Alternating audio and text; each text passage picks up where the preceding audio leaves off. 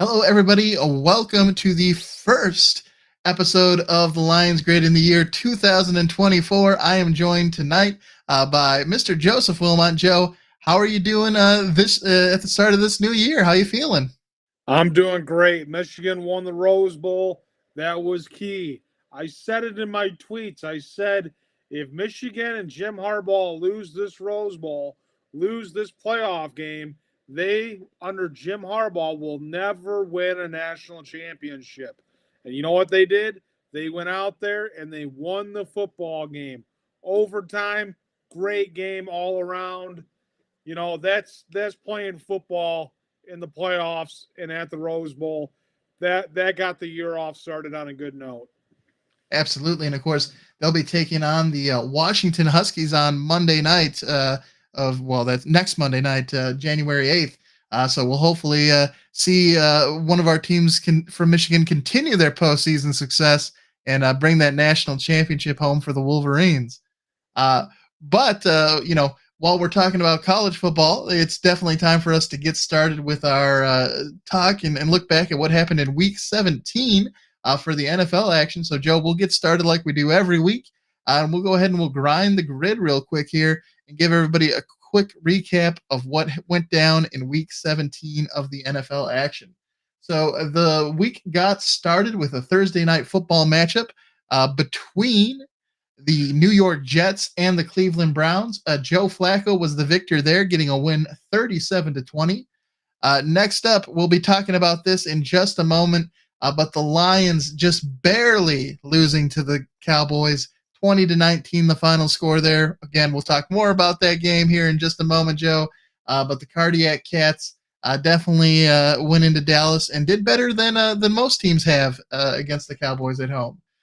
Taking a look up the next, we had a AFC South matchup between the Houston Texans and the Tennessee Titans. The Texans won that game at home 26-3. Then we had a matchup between the Atlanta Falcons and the Chicago Bears. The Bears winning at home 37-17, keeping their playoff hopes alive. They need a lot to happen, but technically still in it. Then we had what was probably the best matchup on paper of the day.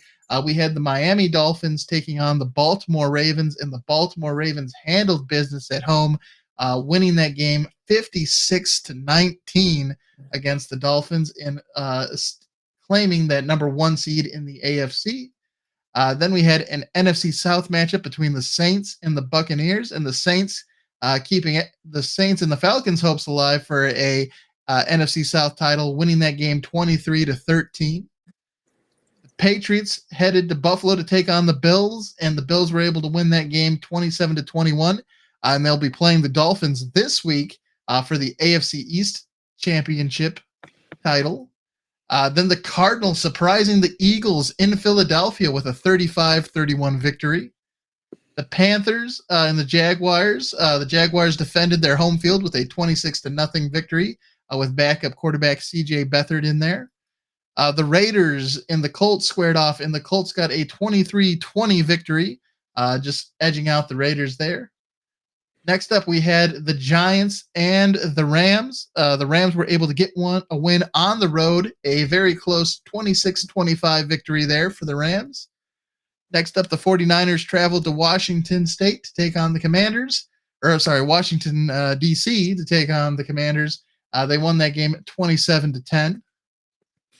Then the Steelers, keeping Mike Tomlin's streak of winning seasons alive, got a 30-23 victory in Seattle against the Seahawks. The Bengals went into Arrowhead and lost 25-17 to the Chiefs. And the Chiefs won the AFC West again. I now think they have the second most back-to-back division championships behind the New England Patriots, of course, who won the AFC East for so many years.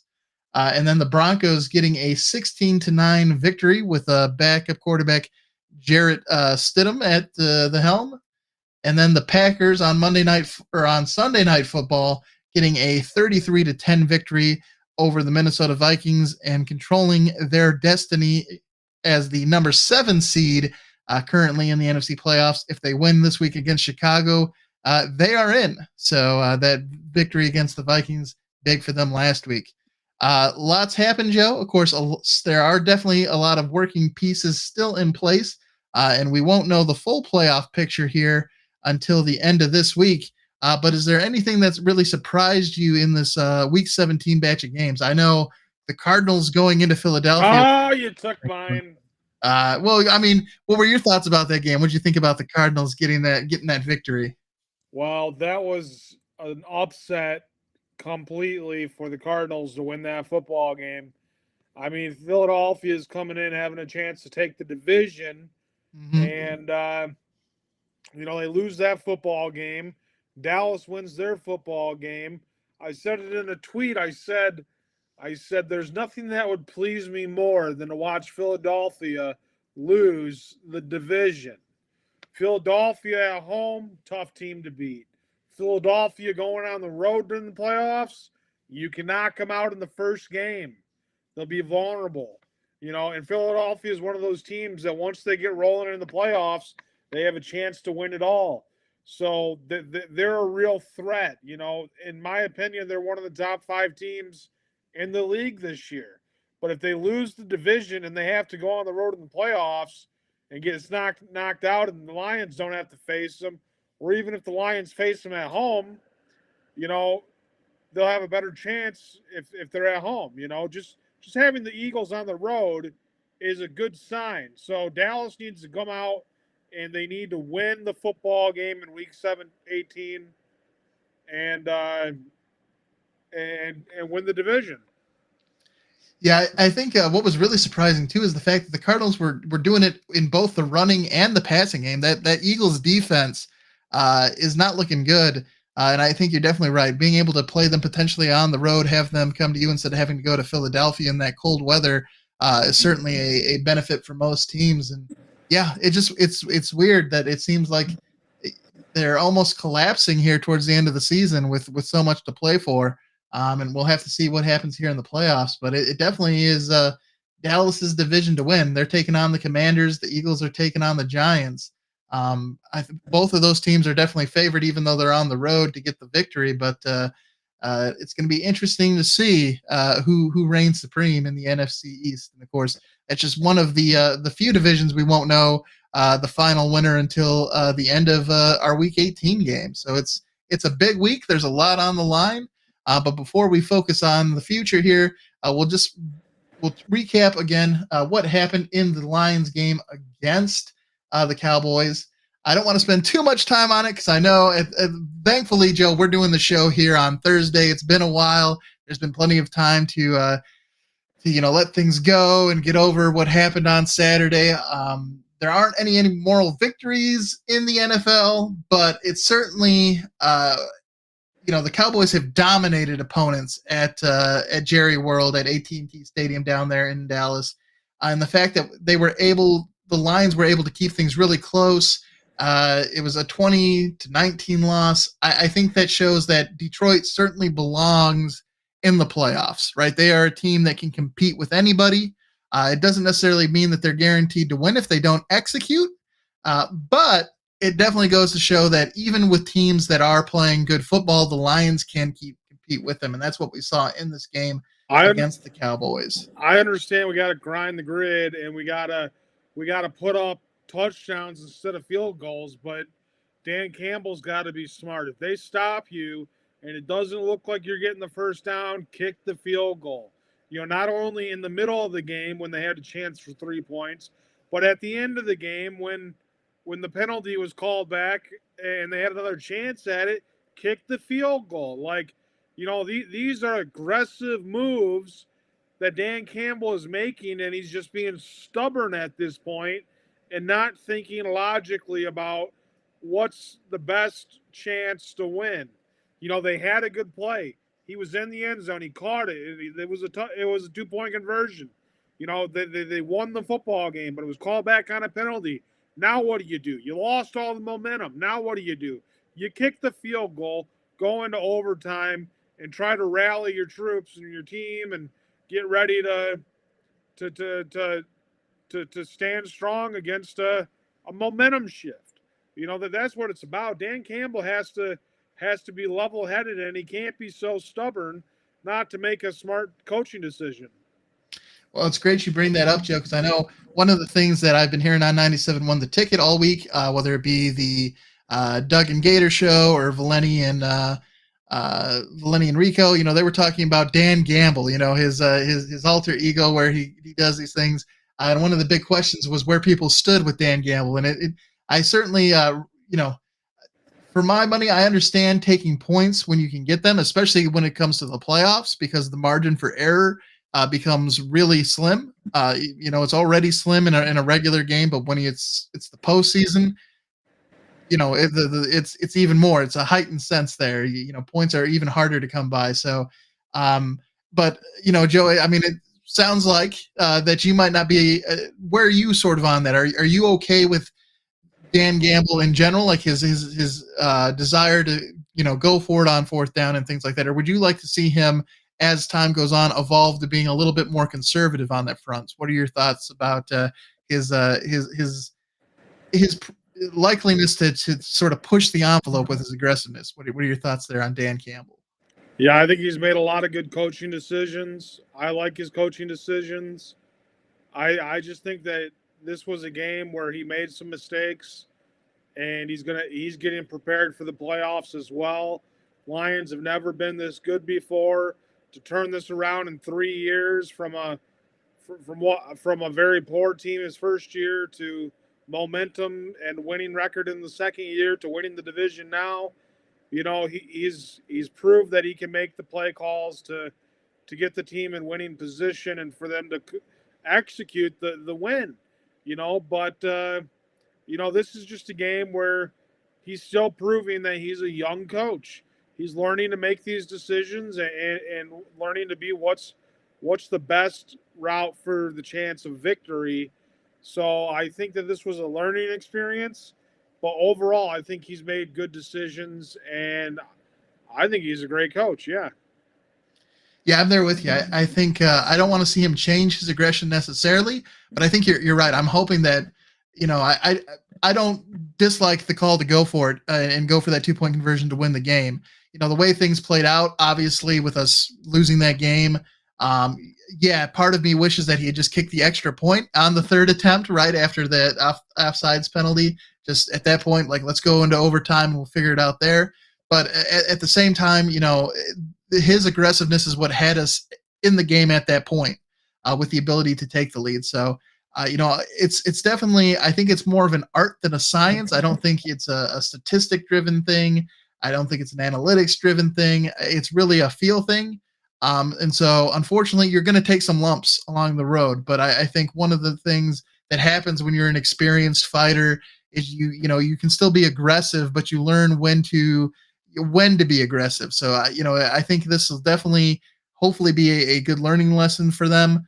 I don't want to see him change his coaching style because I think to your point, Joe, it's definitely been what's been instrumental in helping this franchise turn itself around and get us into this position where we're hosting our first ever playoff game at Ford Field, where we've won our first division title in 30 years.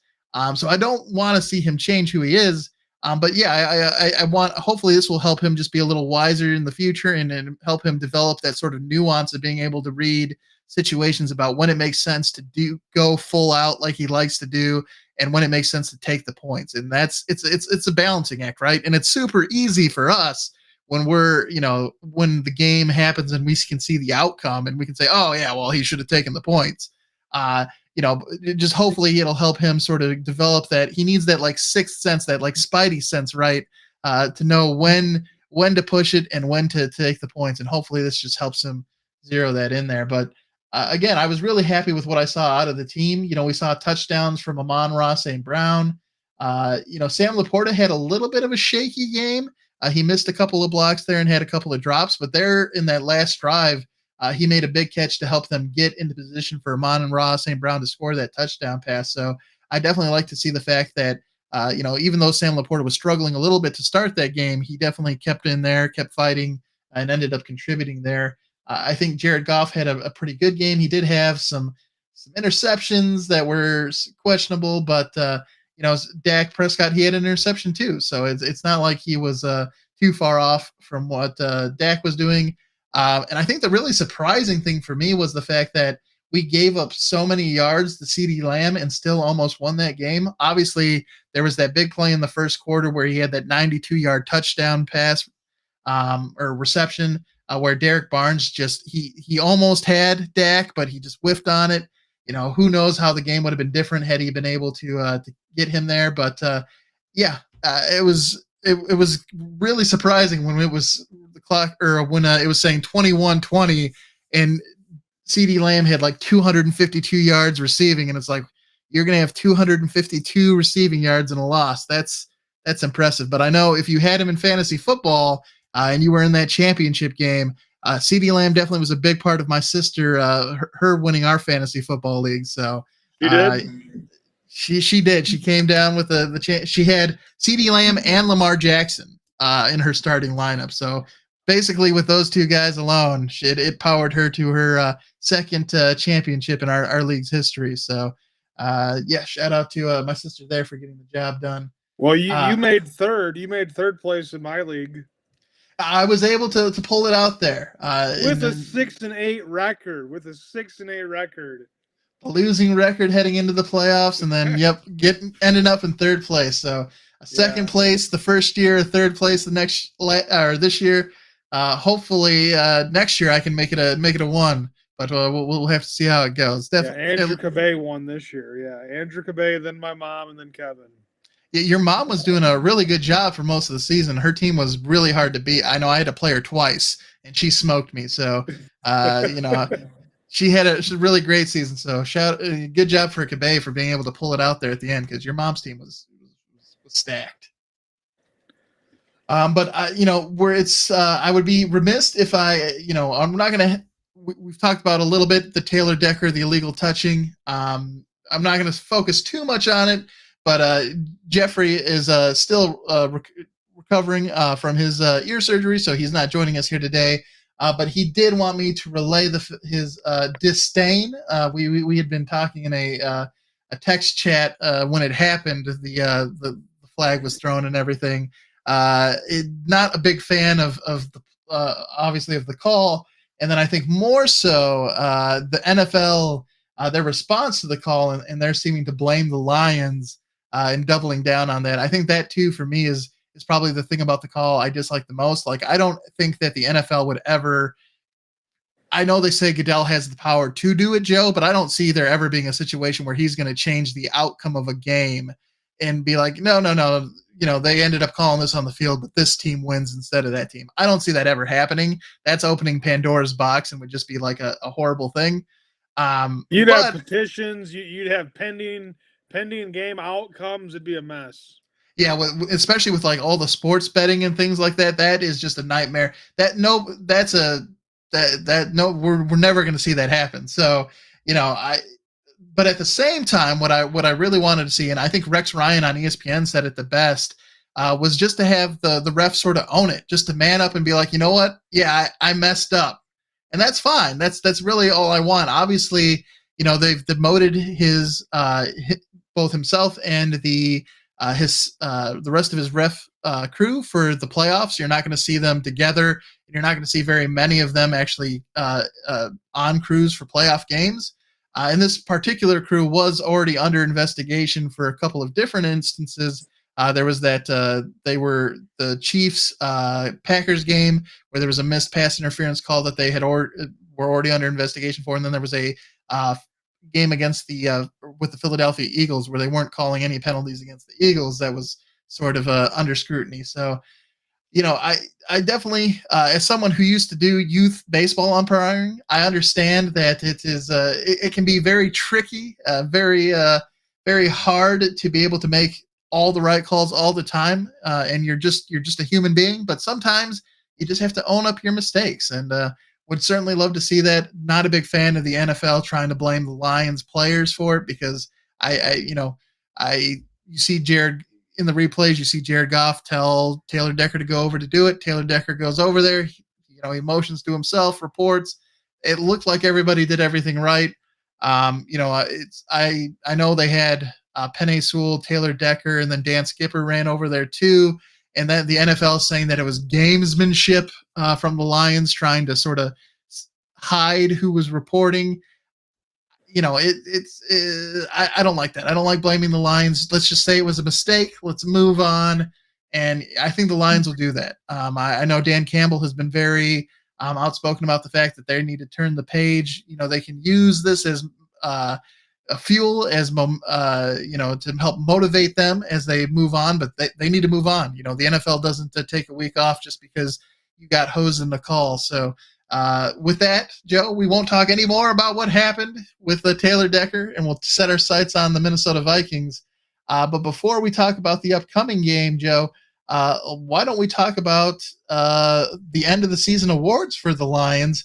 We'll start off here before we talk about our picks for some awards.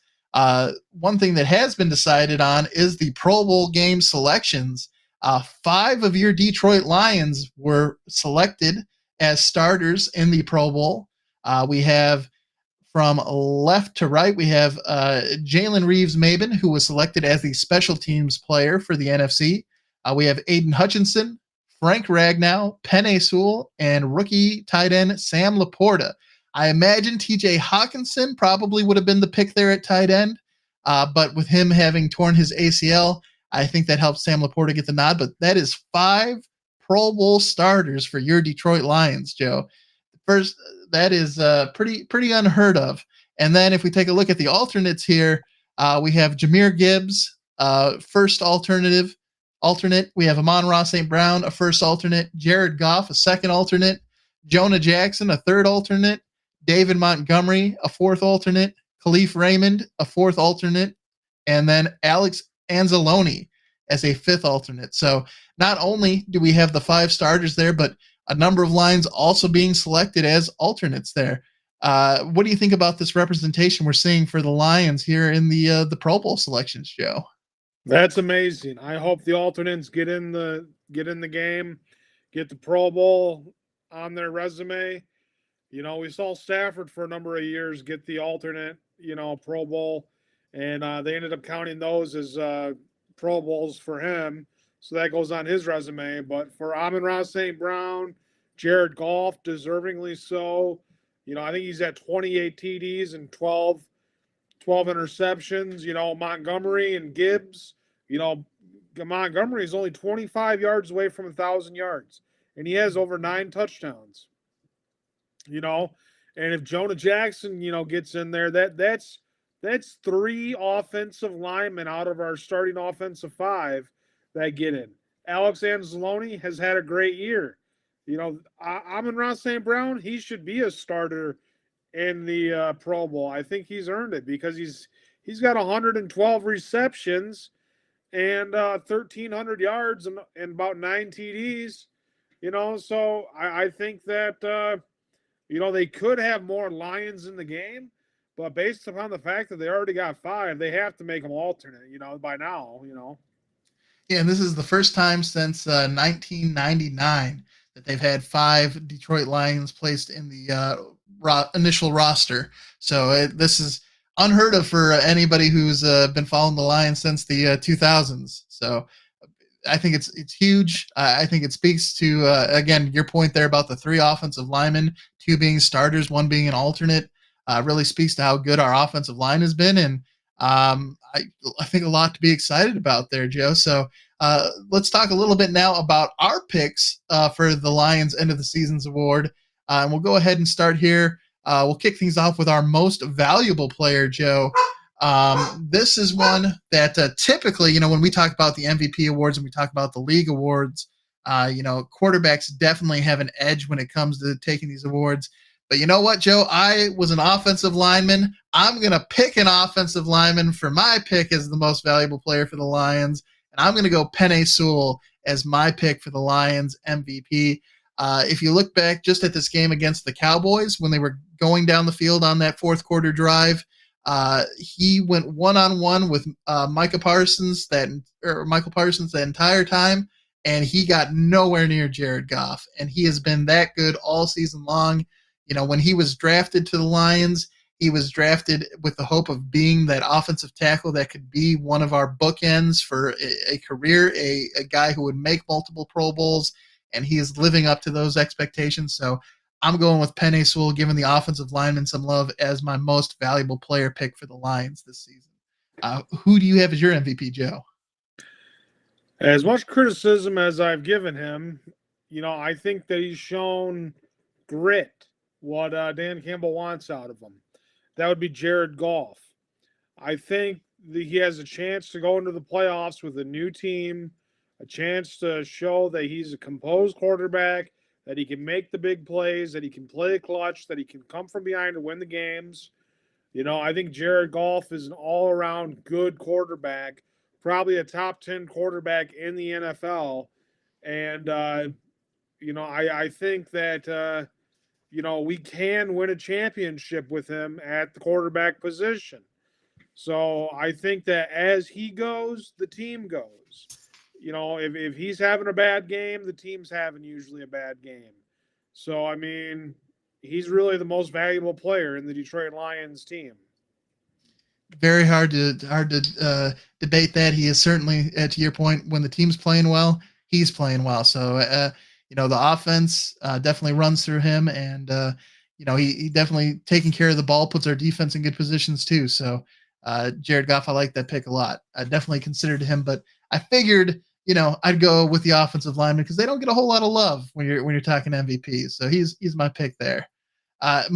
Taking our focus now to the offensive player of the year, Joe, who do you have as your top offensive player this year for the Lions?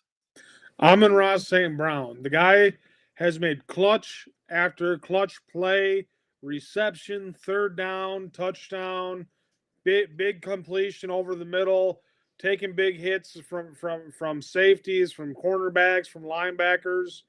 Amon-Ra St. Brown has made some tough, difficult catches, and he's got the stats to prove it. He's the most valuable offensive player.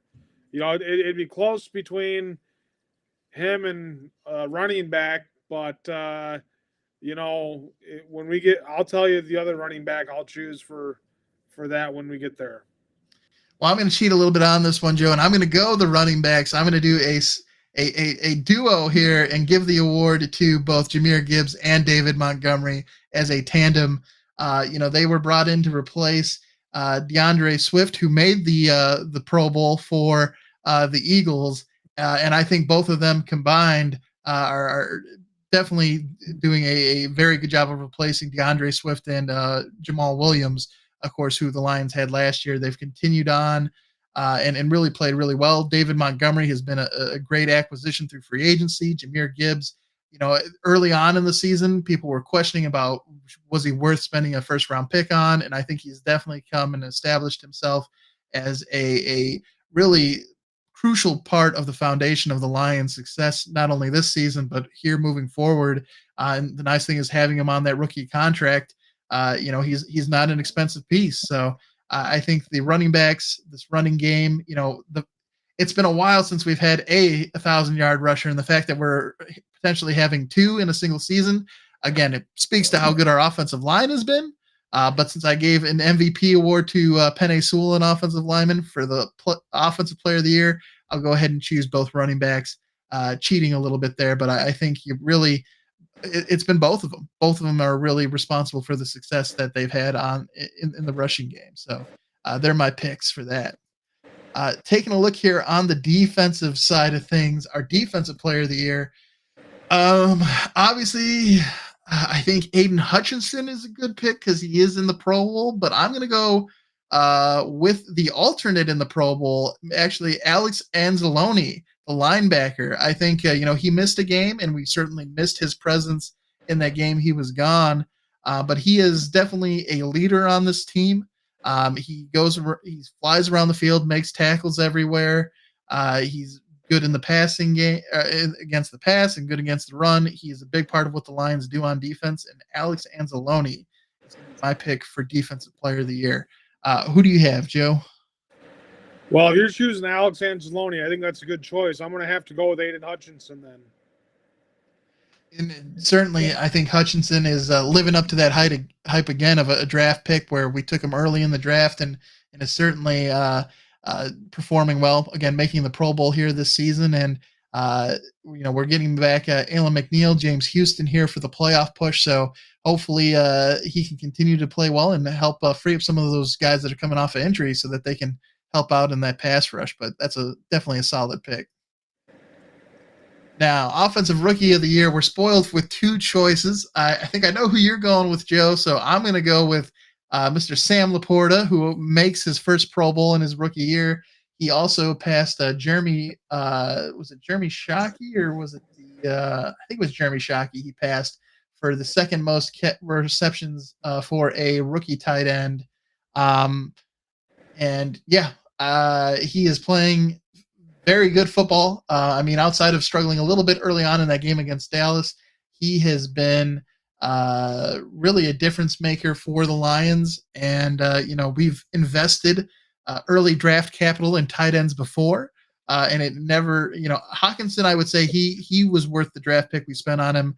But certainly when you look back at Eric Ebron and some other players that we have added in the past, that the results haven't been there, but Sam Laporta is definitely he's having a sort of record-breaking season as a rookie tight end, and is my pick here for the offensive rookie of the year. Who do you have, Joe? Yeah, I wanted to choose a running back, so now I got a wide receiver, a quarterback, and a running back. So, yeah, the running back is Gibbs, for offensive rookie of the year. Anytime you can come into an organization, have over 300 yards receiving, and have over 900 yards rushing as a rookie, that's Lions offensive rookie of the year. Besides what you said about Sam Laporta, that's a good report too. Yeah, we're spoiled for choices, and we're also, I think, have two good options here for our defensive rookie of the year.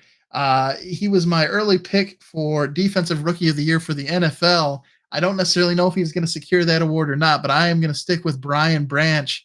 I think he adds a lot of swagger to the secondary for the Lions. He's good in both, again, the passing and the running game. He's definitely not afraid of coming up and making big hits, and he's definitely forced quite a few turnovers. And of course, started the season off strong with that pick six against Patrick Mahomes and the Chiefs. So Brian Branch is my pick here for defensive rookie of the year. I'm actually going to have to agree with you and not. I mean, maybe I should just to be nice and give the Lions some morale. But Jack Campbell, I think Jack Campbell's the defensive rookie of the year for the Detroit Lions. I think he's played a solid role. He's made some tackles. He's been good. He hasn't been as explosive as Brian Branch, but he's solid in the middle.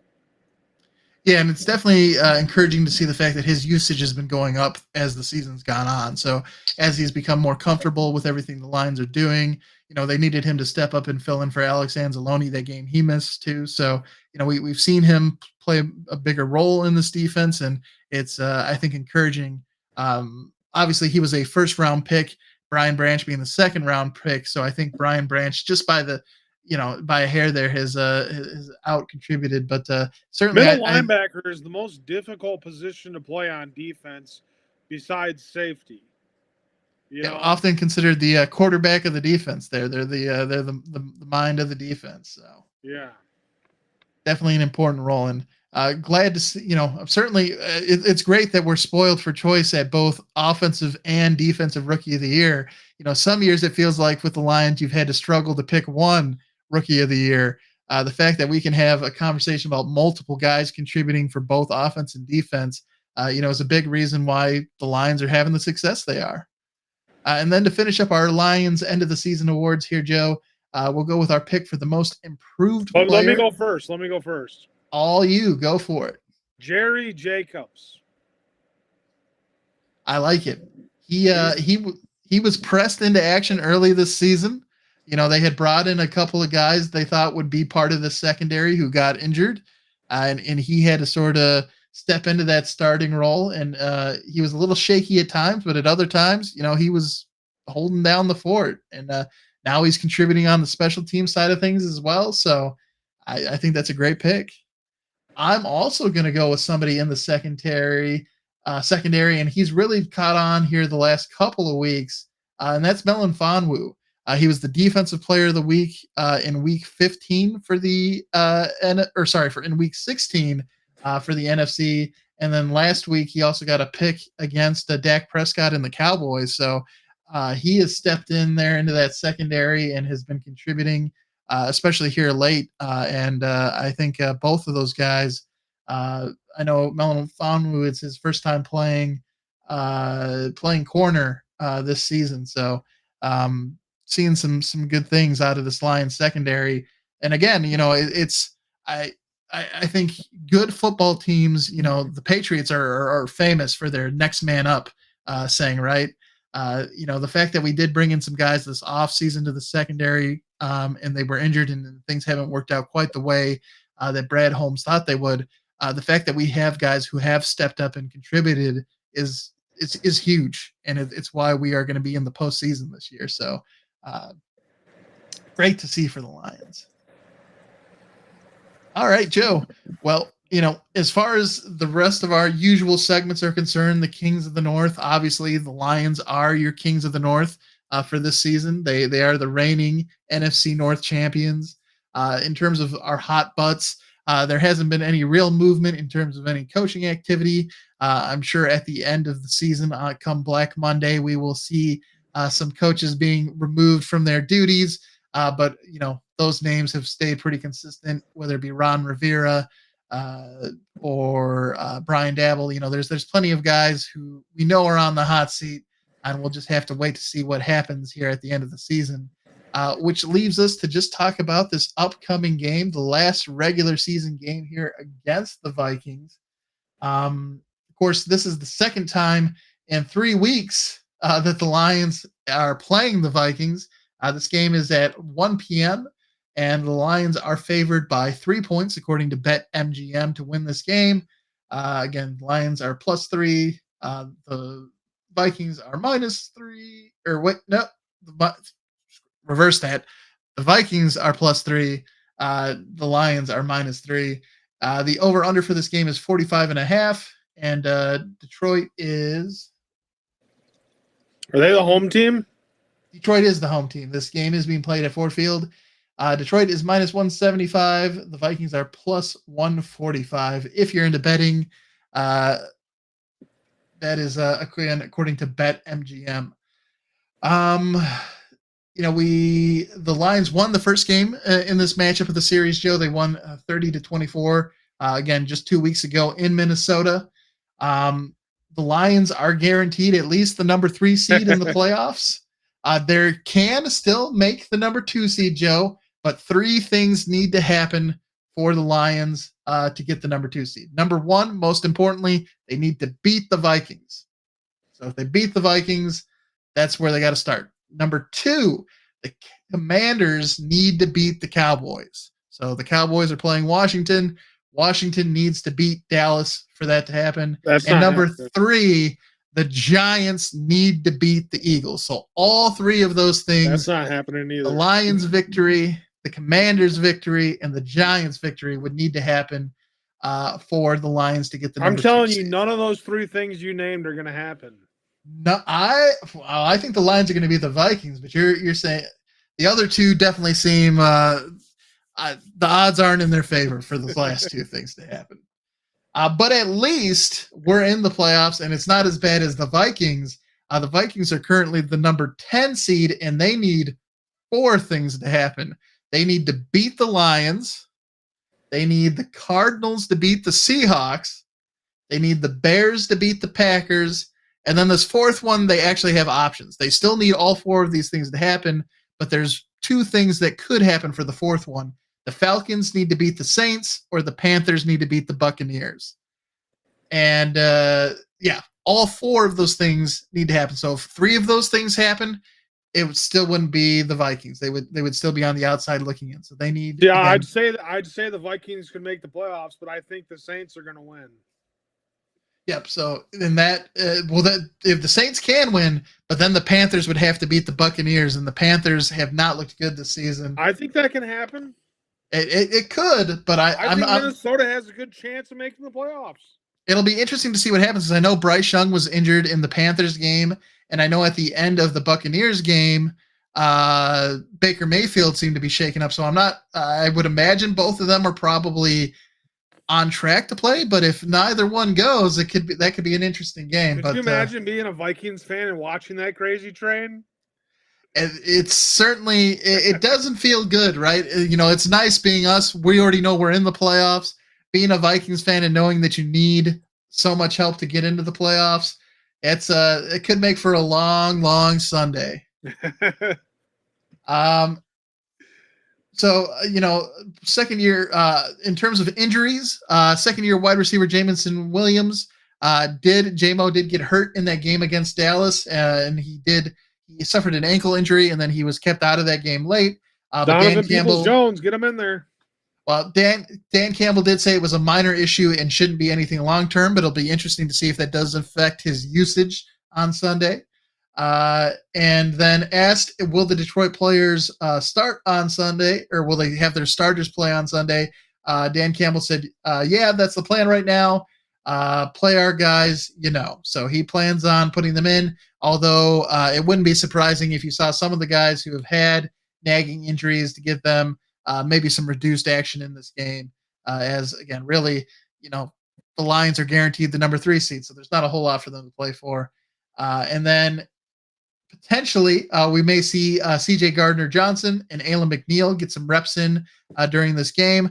Dan Campbell said back on Monday that was the plan. He'd love to see them, or he plans on getting them in there and getting them involved in the game. But a lot's going to depend on how they've progressed this week. And so, again, the Vikings are in a weird spot. Last week they started the rookie quarterback only to pull him out at halftime and put Nick Mullins back in that 33-10 loss again that they had to the Packers. They're still alive, but they definitely seem like they're dead in the water in terms of this team making the playoffs. So really, this is a game the Lions should win. I don't really see the Vikings putting up too much of a fight. But again, it is the NFL and it is a rivalry game. So you can never really count anybody out. Joe, you were able to tie up Pick'em last week with your selection of the Cowboys. You and Jeffrey are now both 11-5.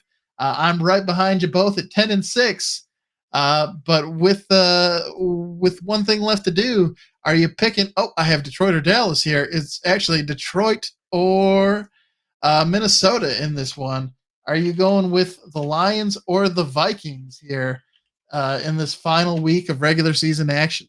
I'm going with the Vikings for the season win. Going for that tiebreaker? Well, that again, was my Peter Boyle impression. Jeffrey isn't with us, but we do have his pick, and he did lock in the Lions.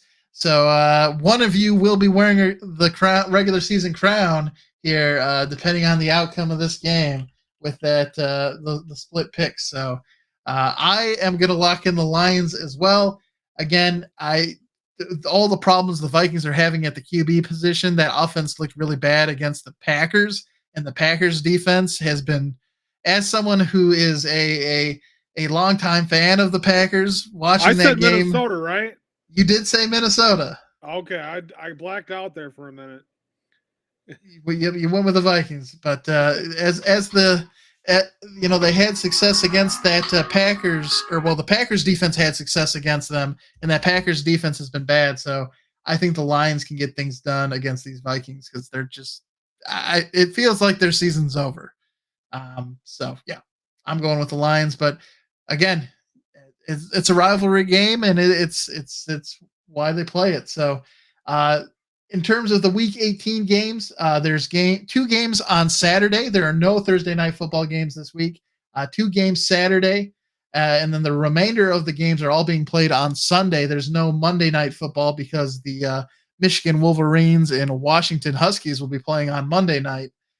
So we will know after the final game on Sunday, which is the Bills and Dolphins, who are squaring off at 8:20 p.m. Eastern time. Once that game is final, we'll have the playoff picture locked in. We'll know who's in, who's out, and we'll know who the Lions will be playing that following week in the wild card round. So, and we'll also know who our pick'em champion is, whether it is Mr. Joseph Wilmot or Mr. Jeffrey Raymond. We will have a winner once everything is said and done on Sunday. For the regular season. Now we're doing playoffs too for as long as the Lions are in the playoffs. Absolutely. We will the regular season title is what will be decided, and then we'll focus on the postseason after that. All right. Well, I just want to thank everybody for tuning in. Oh, before we go though, we'll definitely get Ed's comment in here. He's going with the Lions to win. He'd like to see them as a preseason game, or think of it as a preseason game and try to stay healthy. But Dan Campbell has definitely got that dub in his mind. He's going with a 33-24 Lions victory. I think that's given the Vikings a little bit too many points. I don't think their offense is that spicy. That's my Madden record with the Lions. Oh, hey, that's impressive right there. That's a heck of a coincidence there that his score matches your record right there. It's 34-22, but close enough. Oh yeah, close. That's close enough for government work. Wow. I want to thank everybody for tuning in here for our final regular season episode of the Lions Grid. We will, as Joe mentioned, be coming to you live throughout the playoffs. We'll keep things going even after, whatever happens with the Lions. Obviously, hopefully we can keep talking Lions all the way up to the Super Bowl. But even if the Lions should find themselves eliminated from the playoffs, we'll keep things rolling here through the remainder of the season. And of course, with the playoff games being played on Saturdays and Sundays and Mondays, we'll stick to similar schedule where we'll be coming to you live on Thursdays before the games, talking about the matchups and what's happened. And we'll, of course, be coming to you live, as always, on YouTube, Facebook, Twitch, and Twitter. Make sure you go ahead and follow the Lions Grid so you can stay up to date when we go live on your favorite channel. And again, thanks everybody for tuning in. It was a good first episode here of 2024, Joe. And hopefully we'll be able to keep talking Lions football all the way till February. Thanks again, everybody, for tuning in. We'll catch you during next week's episode. Have a good night, everyone.